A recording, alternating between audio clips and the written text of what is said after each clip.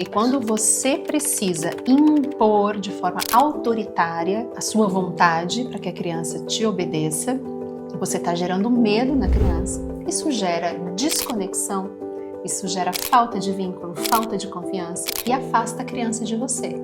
E na verdade, parece que momentaneamente ali as coisas estão funcionando, porque há um quartel-general, então em casa todo mundo segue os meus comandos, mas está todo mundo desconectado. Estamos aqui para mais um Depois que as crianças dormem. Hoje eu estava dizendo aqui antes de começar que a gente está bem perto do contexto da concepção desse quadro.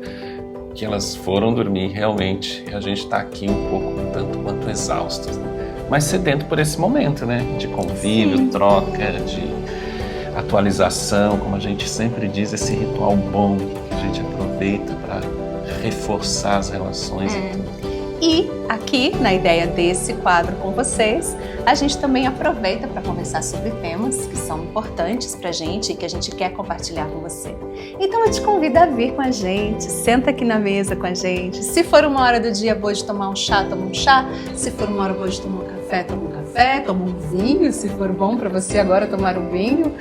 Ou simplesmente senta aqui com a gente e vem conversar, bater um papo com a gente. Depois que as crianças dormem, a conversa começa.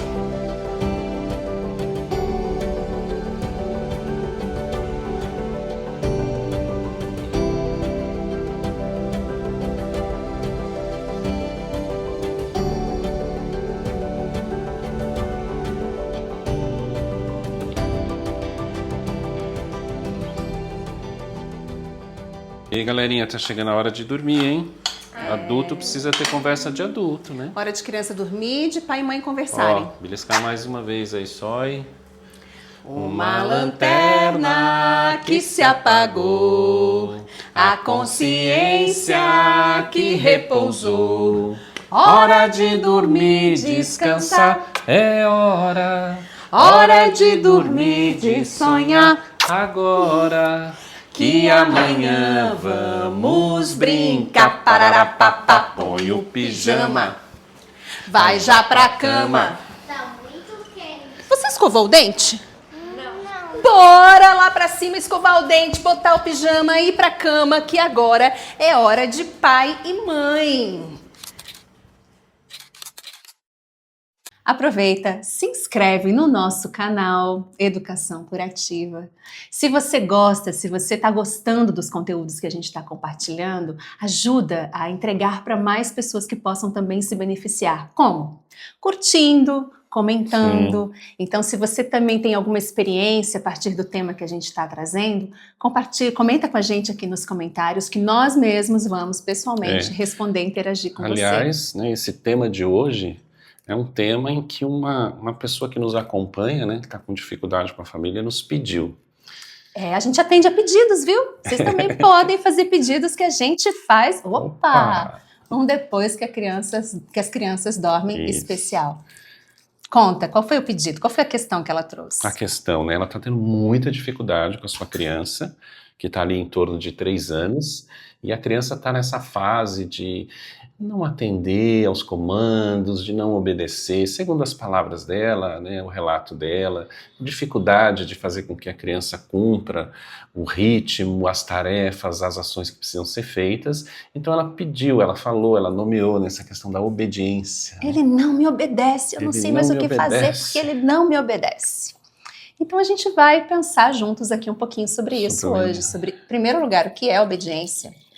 Já é um tema que, por si só, esse tema ele já traz aí uma série de questões complexas para a gente acompanhar. Mas vamos brindar primeiro, depois a gente... Vamos brindar ao nosso encontro, vamos brindar aos adultos hoje. Vamos, as famílias. Porque as crianças existem, porque nós existimos. E se nós estamos bem, nós temos condições de melhor educar as nossas crianças. Então, hoje, a nós. A nós.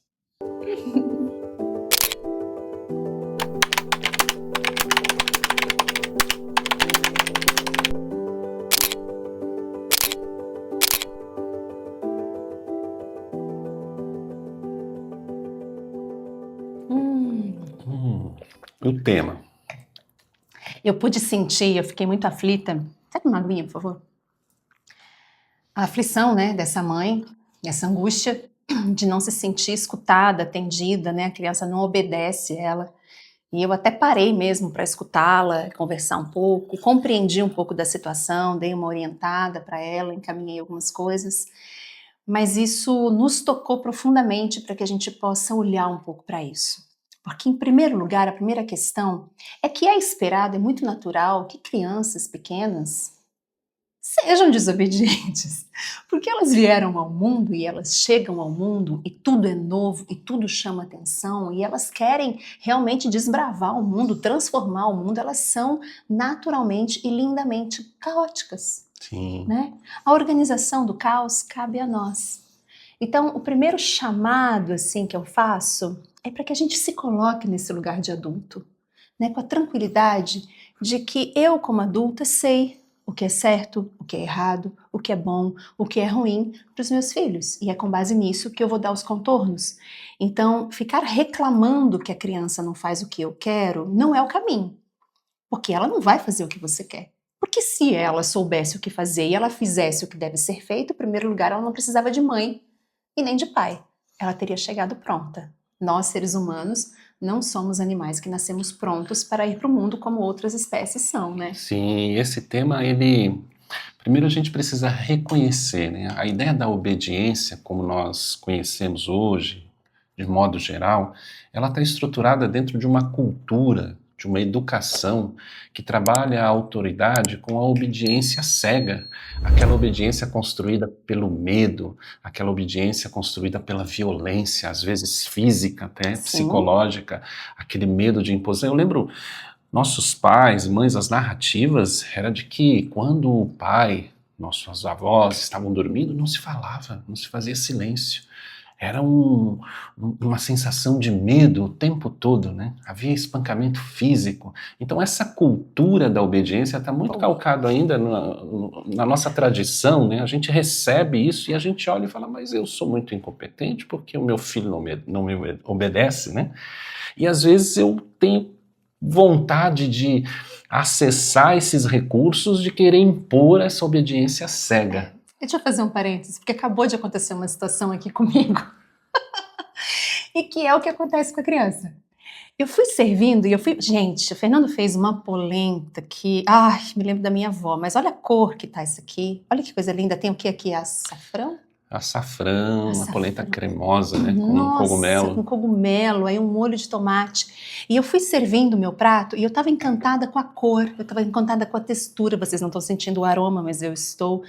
E eu fui tomada pelos meus sentidos, o sentido da visão, o sentido do olfato, e aí isso já foi aguçando o meu paladar, e eu fui servindo, e eu fui começando a ver a textura, a forma que caía no meu prato, isso tudo escutando o que ele falava. E quando eu vi, eu servi demais. Nossa, eu servi muito. Eu até achei engraçado. Por quê? Eu me perdi, entre aspas, nos meus sentidos, né? No meu devaneio aqui. É isso que a criança vive no mundo o tempo inteiro. Quem serviu o meu prato agora foi minha criança. Minha criança viva aqui.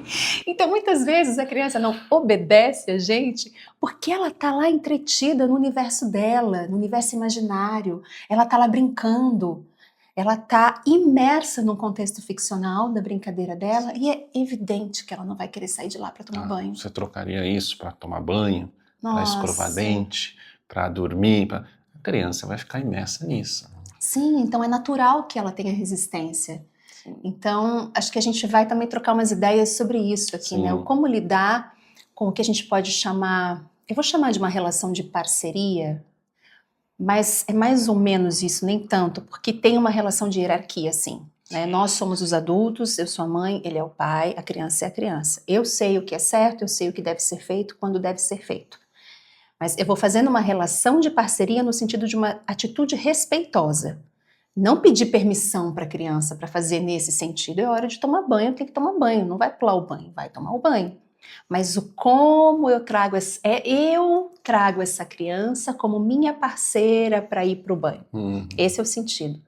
Primeira coisa, tem que ter essa segurança interna, interior. É hora do banho. É hora do banho. Porque se atrasa muito o banho, vai atrasar a janta, vai atrasar a hora de dormir, vai ser difícil depois acordar. Eu vou dormir mais tarde, amanhã eu estou mais cansada, eu vou estar mais irritada ao longo do dia, a criança também. Percebe que vai virando uma relação de cascata? Sim, Né? isso. Então, eu sei que é a hora de ir para o banho, mas como eu trago essa criança para o banho que é a questão. Sim. Né? Isso define muito, né? Quem está acostumado a acompanhar a educação curativa, né? A gente sempre se posiciona que como a gente se relaciona na relação com o toque corporal, o respeito de pedir para a criança licença, informar o que vai fazer, tratar a criança como alguém que é consciente, não vir a ser. E do mesmo modo, essa relação da obediência, ela também vai determinar, né, a estruturação comportamental, emocional dessa criança. Porque imagina, a ideia de obediência, ela, normalmente como praticada, não está associada a respeito, mas a submissão. Né? Então, obediência, respeito. E respeito não é submissão. Eu posso ter respeito pelos adultos, pela referência que eles são, por o que eles representam, pela segurança que eles me dão, mas ao mesmo tempo eu estou aqui... Eu tenho as minhas vontades, eu tenho as minhas né? vontades, eu não vou... E essa ideia de associarmos a obediência à submissão, muitas vezes, posteriormente, faz com que também essas crianças se tornem passivas, não questionadoras, não vão subjetivar, vão responder ordens como adulto. Submissão. Então a gente também precisa entender que aqui, nessa relação que você traz, muito interessante esse ponto, né? É aqui que a gente começa a fazer com que a criança ela possa ser respeitada na sua vontade e o equilíbrio de alinhar isso com as tarefas que precisam ser feitas, o ritmo que precisa ser cumprido. Né? Isso é um aspecto importante para a gente pensar. Essa noção de respeito, né, que o Fernando está falando, de escutar a criança, de não tocar na criança sem antes se vincular com ela, né, pelo olhar, pela fala. Isso tudo que o Fernando está falando está baseado na abordagem Pickler. Né, Amy Pickler foi uma médica, pediatra de família húngara, que trabalhou, vou aqui fazer um recorte bem específico só para introduzir, no período pós-guerra, num orfanato com crianças, bebês, órfãos de guerra. E o vínculo e o movimento livre são as bases da abordagem Pickler, que fez com que esses bebês do orfanato, que tinham altíssimo índice de mortalidade e baixíssimos índices de desenvolvimento infantil, revertessem esse quadro, com base no vínculo e na motricidade livre. Então, são bebês que têm menores índices de mortalidade e tiveram melhores índices de desenvolvimento. Inclusive, muitas vezes melhores do que outros bebês na mesma época que estavam nas casas das suas famílias. E acabou se tornando um marco, uma referência no mundo inteiro, né? Começou a se difundir pela Europa no período pós-guerra, para os outros orfanatos, e mais recentemente, chega aqui, né, no século XXI, se espalha pelo mundo pela questão das crianças institucionalizadas nas creches, berçários, né, por conta do nosso modo de vida contemporâneo e tudo mais. Então, a base da abordagem Pickler é o vínculo adulto-criança. E eu estendo essa abordagem lá do comecinho da vida, dos primeiros 3 anos da criança, para todas as fases subsequentes. Então, se eu quero que a criança venha comigo na rotina do dia, naquilo que precisa ser feito, né, precisa tomar o banho, precisa escovar o dente, precisa trocar de roupa, hora de ir para a escola, eu não vou conseguir que ela faça o que deve ser feito, que é o melhor para ela, que é o necessário, que eu sou adulta, eu sei, eu estou segura disso, gritando com ela de longe, mandando ela fazer. Sim. Não é assim que criança aprende. Isso acontece muito, né? Muito. Então, de exigir obediência mediante um gesto de violência, de grito, de... E que não tem, muitas vezes, não tem a intenção da violência, mas eu tô lá ocupada, ou eu tô trabalhando, ou eu tô fazendo comida, ou eu tô arrumando alguma coisa, e eu grito, fulano, vai pro banho, tá na hora do banho. Aí eu falo, você ainda não foi pro banho, tá na hora de ir pro banho.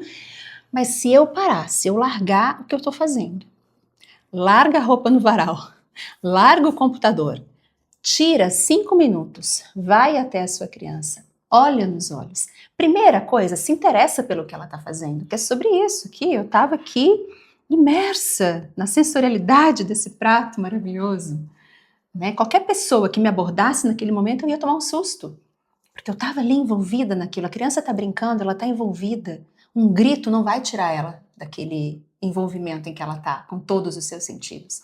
Então você vai até ela, você se interessa pelo que ela está fazendo. Então é nesse sentido que você vai até a criança para tecer essa parceria. Tece laços de confiança, se vincula, olha nos olhos, conversa. E aí você traz ela para o banho. E quanto menor é a criança, mais precisa desse acompanhamento. E eu sinto muito, mas não tem como fugir disso.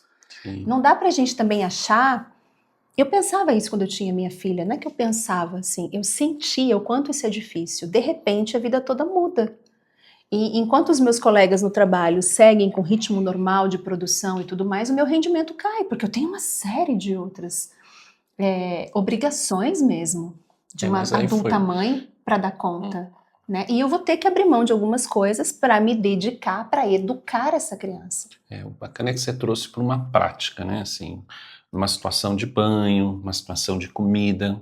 E é até importante, eu pergunto para você que está aí, você tem dificuldade de lidar nas tarefas cotidianas, dessa parceria, de tecer? Precisa se impor muito mais? Como que é essa relação da obediência com seus filhos, com suas filhas? Conta pra gente, compartilha, porque nós somos muito solidários, que realmente são questões difíceis, né? É uma mudança, muitas vezes nós viemos de uma cultura, de uma formação, de uma educação, que nós respondemos às autoridades. Eu honro minha mãe, eu honro meu pai, sempre fui obediente, não tive esse problema disso.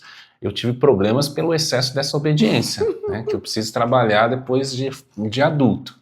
Porque justamente, às vezes, precisamos romper esses paradigmas culturais nossos para trazer para essa nossa relação com os nossos filhos um outro modo que opera não no medo, na violência, mas na cooperação, na escuta, né? É por esse limite. Eu sou aqui o pai responsável. Eu vou fazer uma pausa aqui até para a gente perguntar. Vocês já ouviram ou falaram, às vezes, se pegando, né, assim, por que tem que fazer? Porque eu estou mandando, porque eu sou o pai e estou mandando. Né? Essa era a frase que vinha, porque eu sou adulto, responsável aqui, estou mandando fazer. Quando esse porquê, às vezes, e a oportunidade é a gente também trazer a compreensão desse ritmo, dessas necessidades, explicar, trazer uma explicação, vai ter que fazer por isso, por isso e por isso. É importante para a criança compreender, não é trazer para ela o poder de decisão, mas é compartilhar essa ação tão necessária dentro dessa rotina e ela ir compreendendo aos poucos esse compromisso que ela vai firmando com ela também, né? Mas aí tem uma coisa importante, que às vezes é uma cilada que a gente cai, que é explicar demais. Ah, não. Então, assim, é uma explicação pontual e objetiva. Não é entrar, fazer uma palestrinha, né, sobre o porquê precisa. Porque às vezes a gente também perde a autoridade quando a gente começa a dar muita explicação para as crianças, porque elas não têm nem estrutura cognitiva ainda para entender toda essa razão que nós adultos sabemos. Sim, não é teorizar com elas, né? É isso, é compartilhar da necessidade. Tem um lado, né, dessa atitude que meu pai dizia muito isso, não, porque eu estou dizendo que não. Tem um lado que desvincula, né, desconecta da criança, eu me sentia desconectada, mas tem um outro lado em que ele me passa segurança também. Ele me mostra que ele sabe o que é bom para mim. Ele está convicto daquilo. Então agora é a gente encontrar esse meio termo entre estar convicto, né, sem ser distante, frio, grosseiro, mas também sem, às vezes, entrar na insegurança, porque quem começa a se explicar demais mas aí acaba você tem que estar seguro do seu papel, né? Assim, eu sou o pai. Então, perceber a idade da criança, até o quanto ela consegue entender, compreender e responder de acordo com a fase do desenvolvimento e da capacidade de compreensão que ela tem, né? Esse reposicionamento ele é sempre importante, né? Você tem que se posicionar. Né? O que eu entendo dessa complexidade que falamos desse tema é que eu sou o adulto responsável. Eu aqui vou decidir porque eu sei o que é bom para você e o que não é bom nesse momento da sua vida, nesse nosso momento de vida. Isso para mim é posicionamento. O excesso disso é um autoritarismo que impõe sem qualquer possibilidade de participação do outro, né? É aquela obediência cega que falei no começo, né? Uma educação cuja autoridade se faz pela obediência cega. Por isso e pronto, E que acabou. se dá pelo né? medo. E quando você precisa impor de forma autoritária a sua vontade para que a criança te obedeça, você está gerando medo na criança. Isso gera desconexão, isso gera falta de vínculo, falta de confiança e afasta a criança de você. E na verdade, parece que momentaneamente ali as coisas estão funcionando, porque há um quartel-general, então em casa todo mundo segue os meus comandos, mas está todo mundo desconectado. Mas não tem esses valores primordiais da família, né? Do respeito, da união, do convívio, do companheirismo, da escuta. Acaba criando uma distância entre o pai, a mãe e os filhos. Mas eu posso botar uma pimenta nesse prato? Por favor. Vou botar uma pimentinha. A pimenta é a seguinte. Pode ser que vocês não gostem da pimenta que eu vou colocar.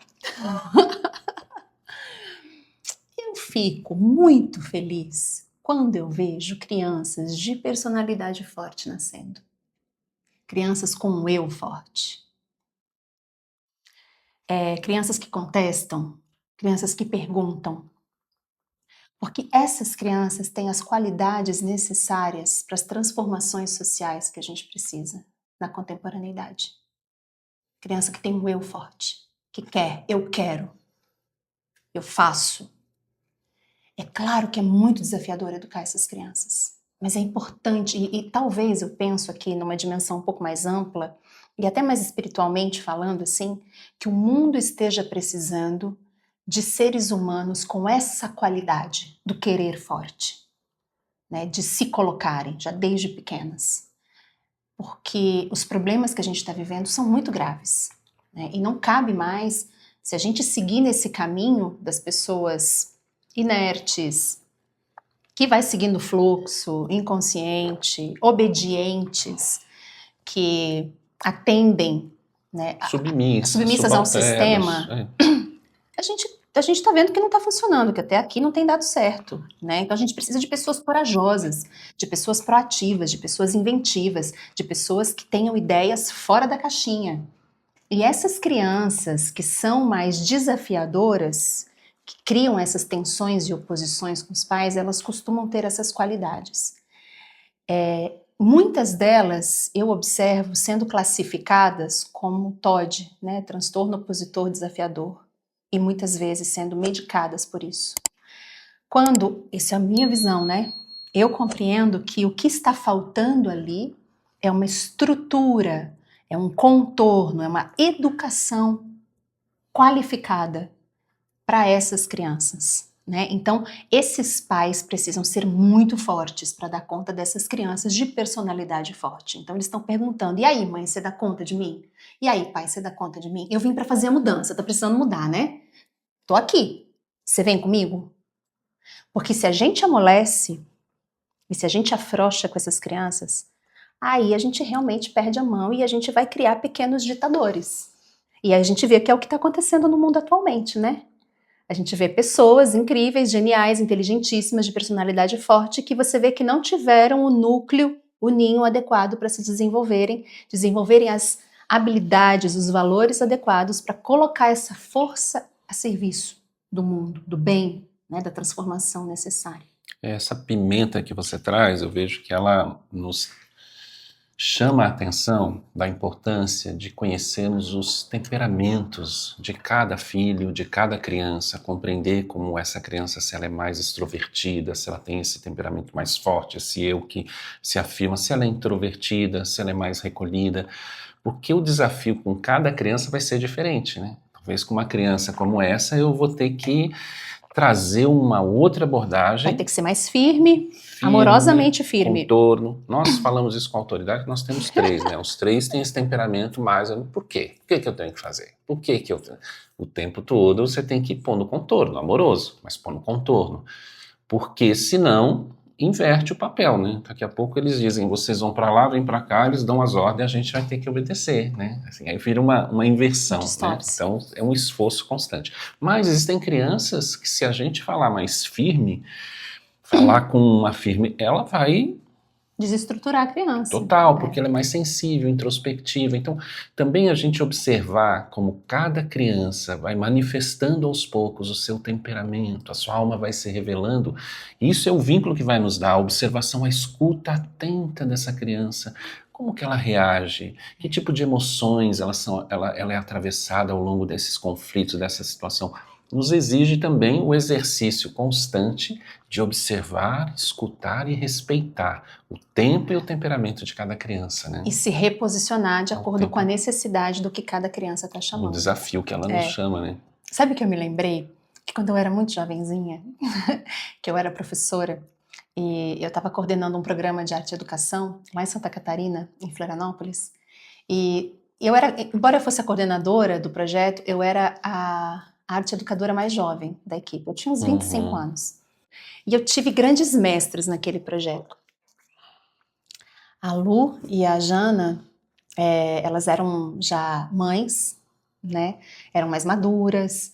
E a gente tinha sempre os encontros semanais para a gente avaliar os processos das crianças, os desafios que a gente estava encontrando, porque era realmente um programa em que éramos 5 educadores e que realmente trabalhávamos juntos de forma transversal, diferentes linguagens artísticas. E aí tinha algumas crianças muito desafiadoras, e era muito difícil, e eu sofria demais, porque eu era muito sensível, eu era muito delicada. Naquele tempo eu tinha muita dificuldade de me posicionar com essas crianças, porque eu fui uma boa menina, eu fui obediente. Percebe como nem sempre a obediência ela é positiva? Eu me lembro do meu pai falando, você tem que ser uma boa menina, seja boazinha, assim é feio. E eu assimilei, eu vesti esse figurino da boa menina, da menina boazinha, e eu levei isso para a vida, levei isso para minha vida adulta, levei isso para minha profissão. E foi muito difícil eu começar a tirar esse figurino e assumir quem eu sou, e tomar a minha posição no mundo, e colocar limite, e dizer não. Trabalhar com crianças me ajudou muito nesse processo. E eu me lembro da Jana me dizendo assim, Mari, você vai precisar perceber que o que é limite para o fulano não é para o ciclano. Não tenha medo de ser mais firme com o ciclano. Mas se você for firme com o ciclano, da mesma forma que você é com o ciclano, com o fulano vai chorar. Então, as crianças são diferentes e você precisa agir e colocar limites para elas de formas diferentes. Nossa, foi assim uma mudança, uma chave que virou essa fala dessa minha amiga, colega, que eu comecei a desenvolver esse olhar para cada criança. E aí eu fui entendendo que algumas crianças precisam de muitos limites. E quando nós somos professores, muitas vezes, quando esses limites não vêm de casa, fica ainda mais difícil. Porque eu, como professora, lá 2 vezes por semana com aquela criança, eu tinha que colocar todo o limite que não vinha de casa, né? E a gente vê resultado. Mesmo 1, 2 vezes por semana que eu estava com elas, eu comecei a ver resultados. E aí depois a família começa a ver resultados também, né? Então, essa parceria também com essas crianças que são mais desafiadoras é muito importante. Essa parceria entre a escola e a família, entre a professora, a mãe e o pai. Porque o que acontece muitas vezes... Me diz se não é isso que você já viveu, se você tem uma criança com comportamento desafiador. Você é chamada na escola, a sua criança é o problema. Então a escola entende que o problema está em casa. E a família em casa entende que o problema está na escola. E a criança fica sendo jogada da família para a escola, da escola para a família. E no final das contas, eu quero que você perceba que nesse jogo, ninguém está olhando para a criança efetivamente. A responsabilidade está sendo jogada de lá para cá. E ninguém está tomando para si a responsabilidade. Então eu faço um convite para você, mãe, pai, que tem uma criança de comportamento desafiador. Toma para você a responsabilidade. Vai na escola e chama a professora junto com você. Está com dificuldade? Busca ajuda. Ajuda não para resolver o problema do seu filho, porque o seu filho não é o problema. A questão está nos adultos, somos nós adultos que precisamos nos reeducar e nos reposicionar para poder educar aquela criança. Mas quando você encontra uma equipe multidisciplinar para te auxiliar, quando você compreende que você precisa estudar, se qualificar para melhor educar essa criança, aí é que você começa a olhar para a criança. E aí você começa a mudar a sua atitude e a criança começa a dar os resultados que você espera. Mas o movimento precisa partir de você, do adulto. E então a criança vai espelhar as suas mudanças. Então a gente chega no momento agora interessante desse tema, né? Que é, vamos colocar esse tema da obediência na vida real? Trazer para essas situações, né? Acho que muitas famílias e até a pessoa que nos acompanha, que ela estava ali diante de grande desafio, a criança tinha ali por volta dos 3 anos, né? Então, qual é o nosso princípio na educação curativa? Que se nós conhecermos as fases do desenvolvimento da criança, compreender que essa criança está chegando no mundo, que ela não chega pronta, que ela vem para desenvolver fisicamente, animicamente, emocionalmente, ela vai desenvolver ao longo da sua infância, até a sua adolescência, até a fase adulta, ela está desenvolvendo habilidades, ela está desenvolvendo sentidos, ela está desenvolvendo comunicação, interação, ela está se reconhecendo, é um processo de chegada da consciência desse eu. Se você conhece essas etapas, tem coisas que parece que é um conflito imenso que vai se tornar um... Você conhece a criança com 3 anos. Não é um bicho-papão. Não, 3 anos, é evidente, esses ciclos de 3 anos que a gente vai observar ao longo da biografia das crianças, é um ciclo onde chega um tanto quanto da consciência do eu dessa criança. Não é quando ela sai lá e fala, mas Fernando quer água, Fernando... Aí eu paro de dizer isso e falo, eu quero. E eu não quero também. Mas fazer não quero. E os pais, as mães ficam desesperados. E né? acham que é uma questão pessoal. Acha que Tá é me coisa- provocando. Gente, vocês... Desculpa. Se acha muito importante para uma criança de 3 anos estar querendo te provocar e testar os teus limites. Ela nem sabe o que é isso. Ela está se descobrindo. Ela está testando a ela mesma. Ela está descobrindo ela mesma na relação com você. E é você que vai dar o contorno. Então, quando você entende que é esperado que nessa fase da vida a criança tenha esse comportamento, primeiro que você acalma. Porque você não é a pior mãe do mundo. Não é o pior pai do mundo, tá tudo certo, toda criança vai passar por isso. Algumas mais desafiadoras, outras menos. Tá tudo bem. Aquela pergunta onde foi que eu errei, né? Pelo amor de Deus, que esse menino não me obedece de jeito nenhum. E é bonita, como a gente tem 3 e eles já estão maiorzinhos, né? A gente consegue ver que é cíclico, né? Então tem uma fase, tem a fase das crises, aí depois vem uma calmariazinha, aí daqui a pouco vem outra crise, vem a calmaria. Então a crise, ela sempre vai existir, porque crise é crescimento. Os saltos de crescimento que ela está dando, que é essa chegada desse eu, essa consciência da criança chegando cada vez mais, ela sempre vai, isso vai trazer um embate, né, com o mundo, especialmente com o pai e a mãe. E aí a gente chega na adolescência, que é a grande crise, né? Porque a fase da pré-adolescência, adolescência, é a diferenciação. Então a criança nasce, ela é 50% a minha herança genética, 50% a sua, e ela vai transformando essas heranças, essas proteínas a nível celular mesmo, para se tornar ela mesma. E esse eu dela vai chegar lá por volta dos 21 anos. 21 começa, né? 28, E vai amadurecer até os 28. Então, na antroposofia a gente diz muito que o nascimento do eu, a chegada do eu é com 28 anos de idade. Então todo o processo encarnatório desse ser, desse eu, dessa persona que vai chegar, é com 28 anos que ela tem maturidade para viver aquilo que veio realizar no mundo. Então até ali a preparação. Quando ela se liberta dessa carga, dessa herança. Né? Dessa hereditariedade. Até lá é ela descobrindo quem ela é. Então vão acontecer muitas crises e é nosso papel como pai, mãe, guardiões, assim, dar a mão e acompanhar e não tornar isso uma guerra. Tensionar. Às vezes a gente tensiona ainda mais, né? Vira um cabo de guerra, medindo força com uma criança. E aí a gente está agindo como criança e não como adulto. E na vida real a gente entende. Estamos falando com conhecimento de causa. Vai ter dia que parece que você não tem mais recurso nenhum, que o último recurso seria ir para a violência física, mas para tirar aquela raiva que emana de você não estar sendo atendido nos seus desejos, naquilo que você está ordenando, né? Mas esse momento é o momento que vai revelar a necessidade mais profunda de você fazer um autocuidado, uma autoobservação, consciência desse momento, que é só uma criança. A gente está com a Letícia aí com 18 anos, vai fazer 18 anos. Tem coisas que eu tenho que repetir para ela hoje, que desde que ela tinha 6 anos de idade, começou a ter um pouco mais de consciência, que eu repito até hoje. Isso aqui você tem que fazer, não pode fazer isso. Isso aqui, se você colocar no fogão, queima desse jeito, você não pode fazer. Aí no outro dia de manhã ela faz igual. Eu já falei que isso aqui você queima se fizer isso, ela faz igual. Então, é o meu exercício, é a minha função de pai, né? Nosso papel. É o meu posicionamento, é o meu papel, é isso para mim que... E aí quando você falou dos temperamentos das crianças, me ocorre também que é muito importante a gente saber quem a gente é e como a gente reage também. Qual é o meu temperamento, né? Como que eu lido com as minhas emoções, quais são as minhas imaturidades também. Porque às vezes o que é muito grave para mim, porque está tocando numa questão minha, numa ferida minha. E se eu não tenho consciência, eu estou lidando com meu filho a partir da minha dor, a partir da minha ferida. E aí eu estou devolvendo isso para ele. E meu filho, minha filha não tem condições, não tem maturidade para lidar com isso, a questão é minha.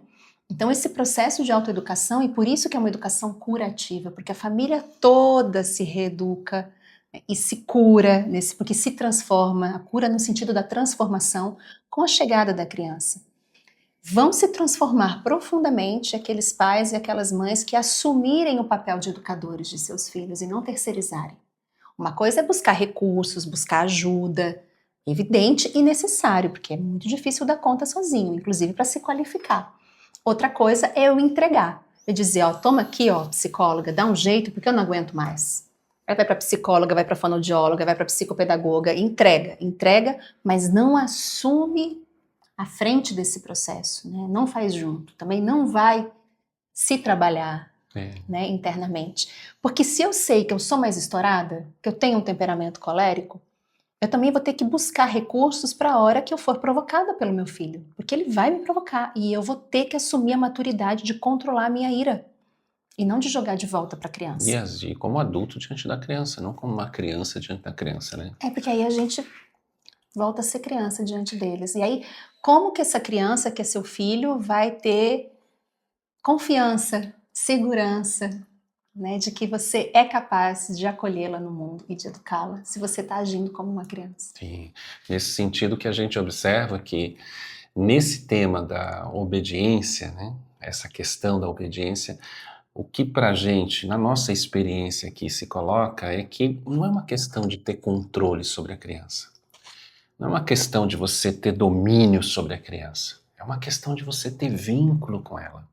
De você ter uma relação de respeito, de admiração, de cooperação, de compreensão, de acolhimento. Essa criança, ela vai pela admiração, pelo respeito, pela compreensão, ainda às vezes que ela efetivamente está diante de uma brincadeira, uma situação que ela não quer mudar, ela está no desejo, ela está no instintivo de agir conforme uma vontade verdadeira.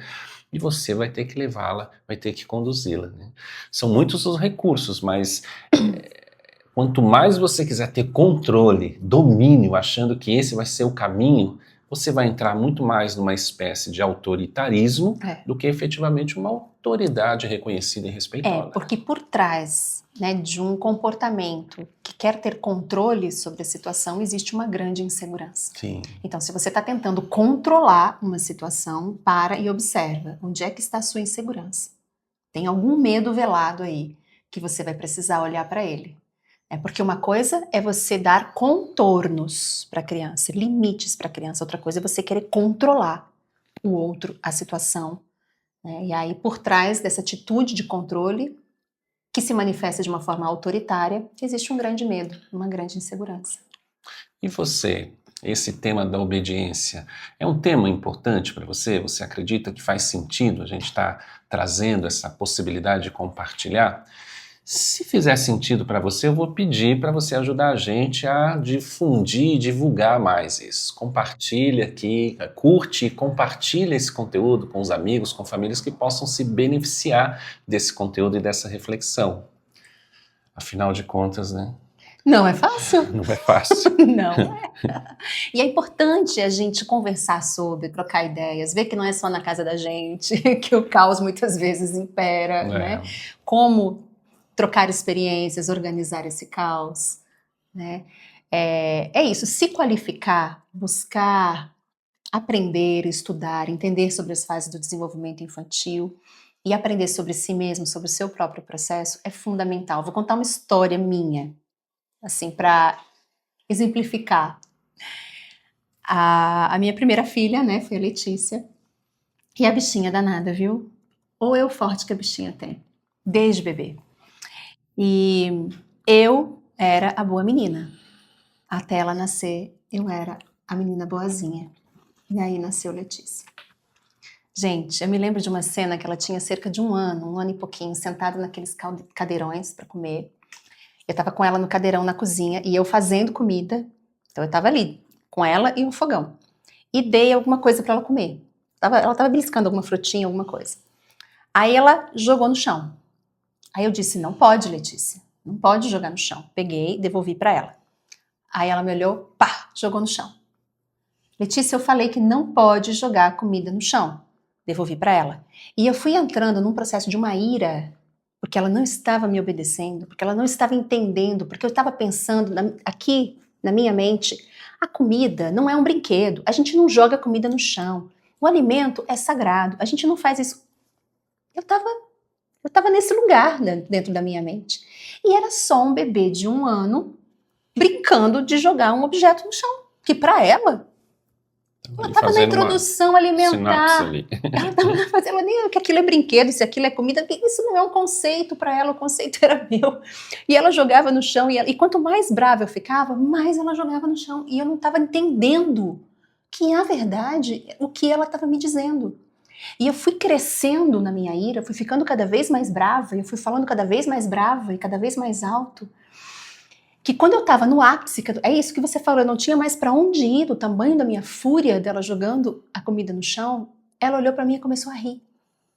Ela achou graça da minha loucura. 1 ano, gente, 1 ano. Aí eu olhei para ela e comecei a rir junto. Ela me desmontou. Começou a rir, me desmontou, eu comecei a rir também.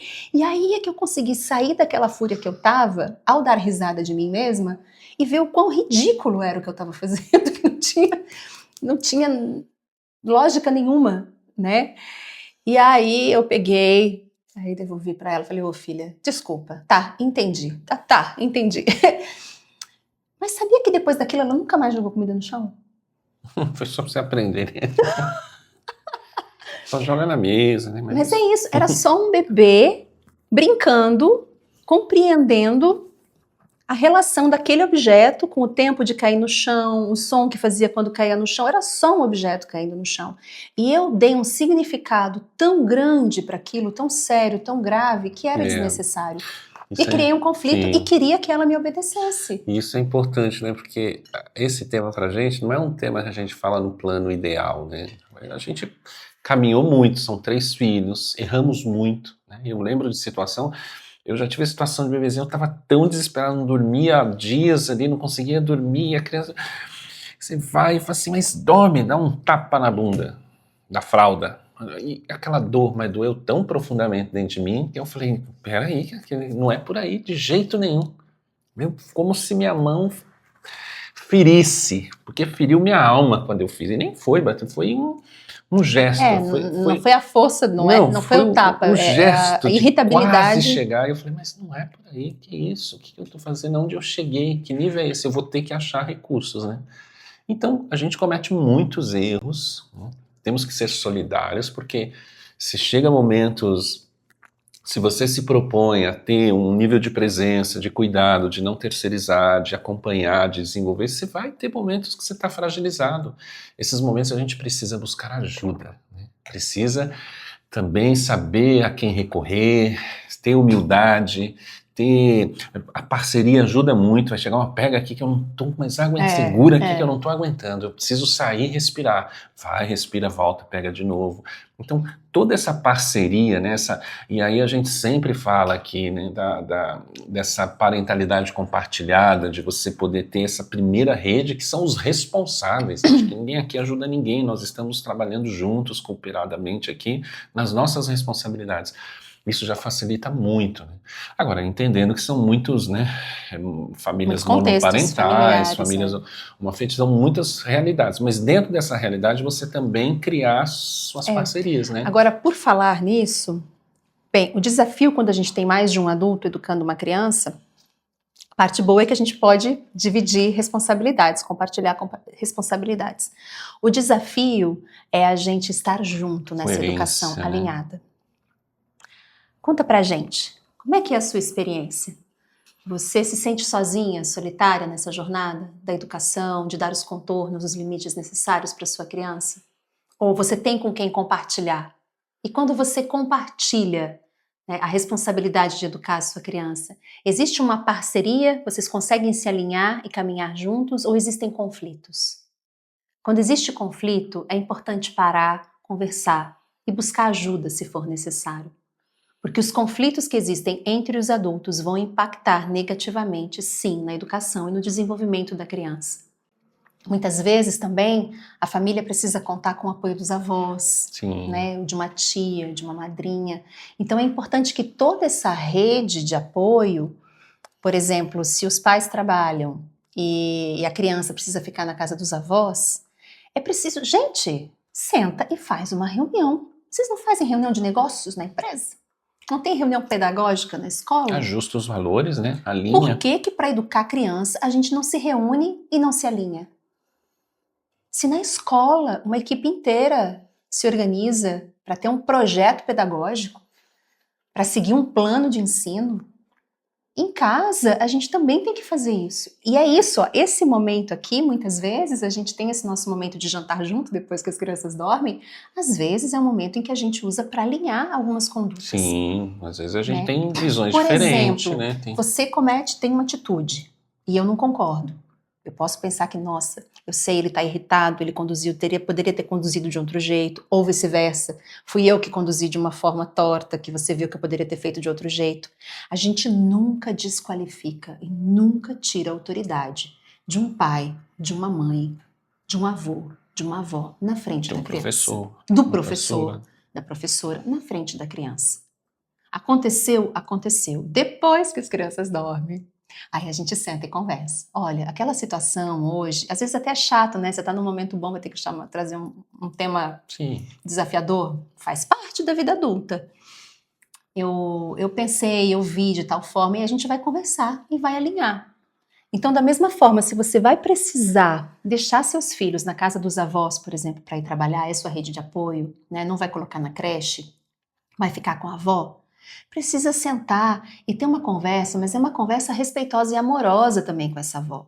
Colocar os seus valores, estabelecer os valores juntos, né, em parceria, conversar, escutar essa avó também que vai ficar com essa criança.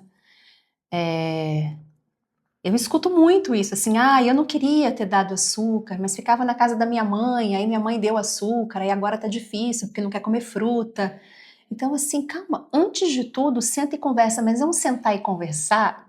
E aí é que eu vejo, muitas vezes os pais querem mandar nos avós.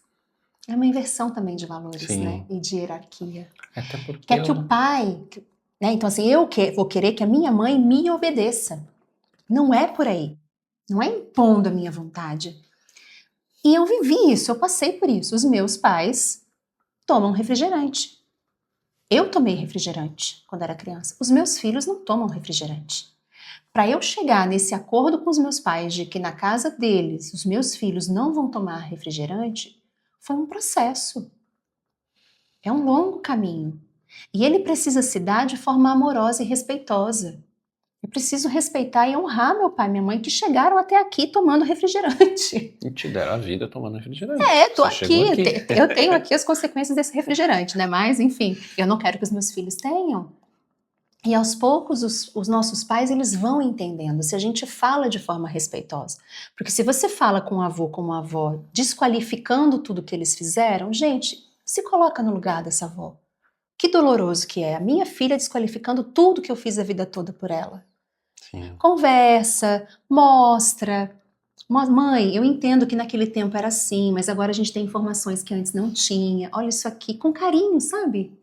E eu fiz isso mesmo com meu pai e com a minha mãe, com o mesmo amor, o mesmo carinho que eu faço com vocês. Que eu converso com uma mãe, que eu estou dando uma mentoria.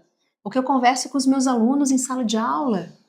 É uma orientação. Esse tema aí já é um tema para uma próxima. Né? Os conflitos com os avós é bom. A rede de apoio, né? E aí, que tal? Compartilha com a gente o tema que você gostaria de ver aqui no Depois que as Crianças Dormem. Por exemplo, os conflitos entre os pais e os avós na educação dos filhos. Parece ser um bom tema, mas se você tiver um outro tema também que você quer que a gente aborde, manda pra gente. O Depois que as Crianças Dormem de hoje foi uma solicitação de uma pessoa que fez pessoalmente pra gente. Mas escreve aí nos comentários que a gente também vai estudar com carinho e vai fazer especialmente para vocês. Mas a questão é que se a gente perder de vista que a paternidade e a maternidade, elas não são fáceis, mas elas não precisam ser pesadas, né? Que ela pode ser leve, que se você fizer alguns ajustes de ambiente, de relação, de organização do seu discurso, de ver se o seu discurso ele está amoroso, se ele está violento, se ele ver se o seu discurso ele está equilibrado, não está violento, se ele dá firmeza, clareza e contorno, mas não agride, não violenta, respeita, escuta, percebe, ajusta o ambiente, ajusta as relações, alinha as relações, ela pode se tornar leve. É possível termos uma paternidade leve, uma maternidade leve. Não fácil, porque ela demanda responsabilidade o tempo todo. Gente, é um novo ser chegando no mundo. Sim, você tem e você aceitou, né, essa missão de acolher essa criança. Mas ela não precisa ser pesada. E isso vai depender muito da nossa capacidade de se permitir se transformar para atender esses desafios que vão aparecendo, né? E o que é mais bonito nesse processo, que eu acho, é que na medida em que a gente aceita o desafio, se responsabiliza pelo desafio que é o acolhimento, a educação dessa nova criança, a gente passa a se transformar tanto, mas tanto, mas tanto, que a gente só colhe bons frutos dessa história. Dá trabalho, é suado.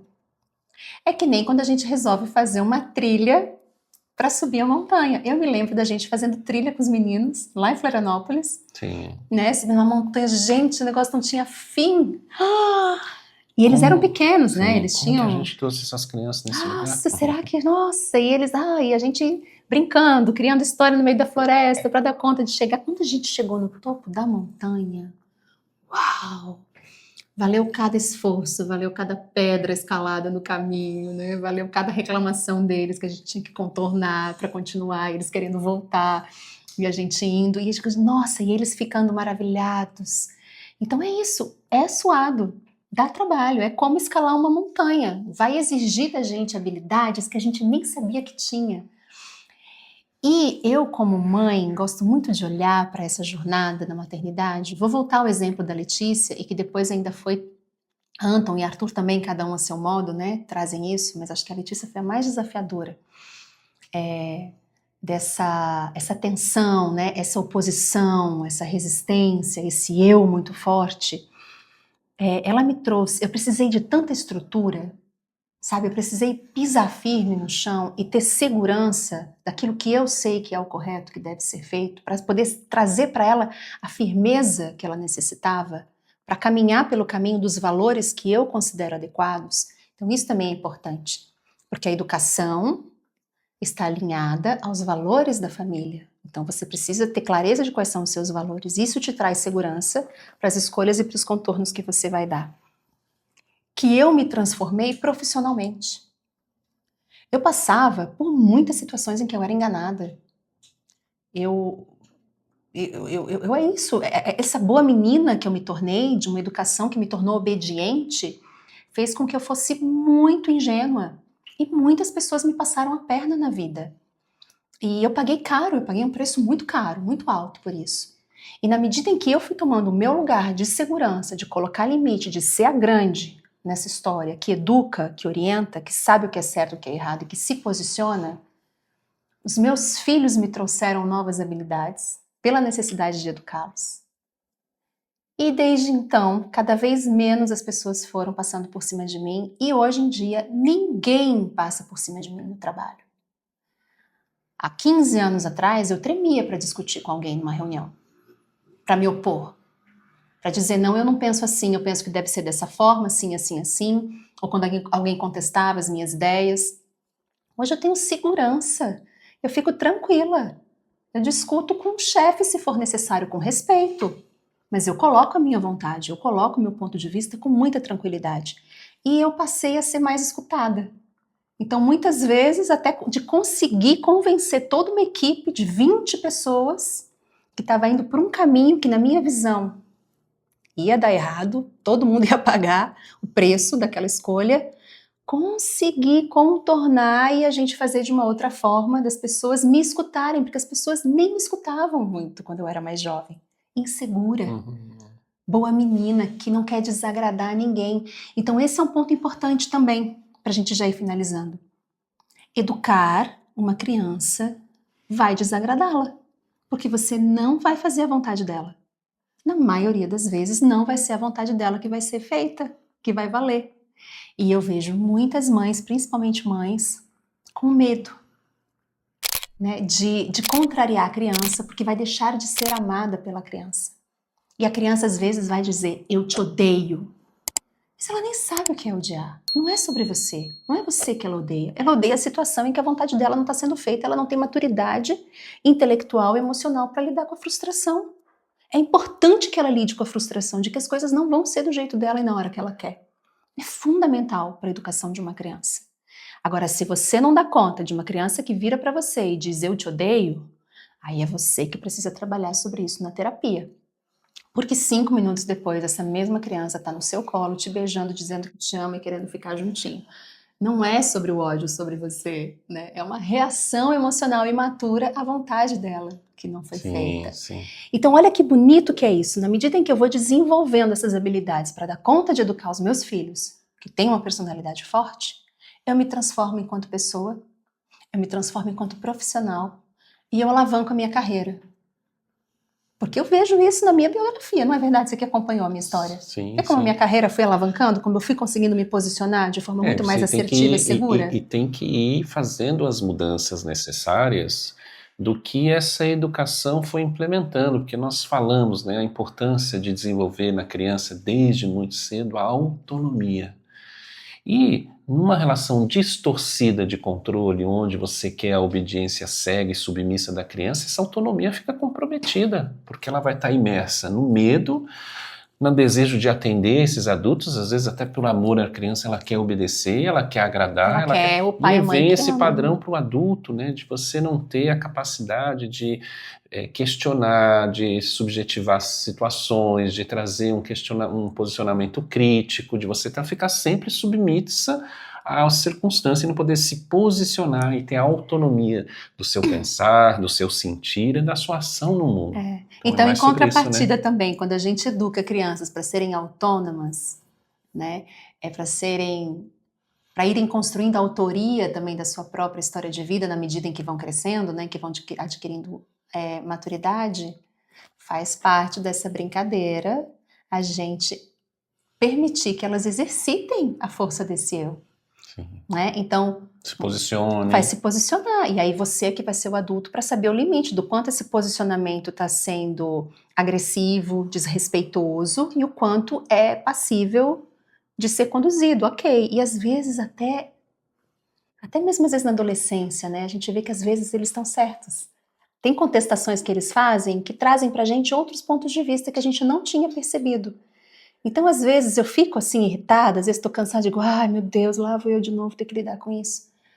Mas ao mesmo tempo eu paro e digo, nossa, tá dando certo. A gente tá indo pro bom caminho. Porque não tá aceitando tudo assim, goela abaixo. Né? Imposto. Não, eles querem entender, eles querem saber, eles querem participar. Fernando, que tal servir mais uma dosezinha de vinho vamos lá. para a gente fazer o nosso brinde final?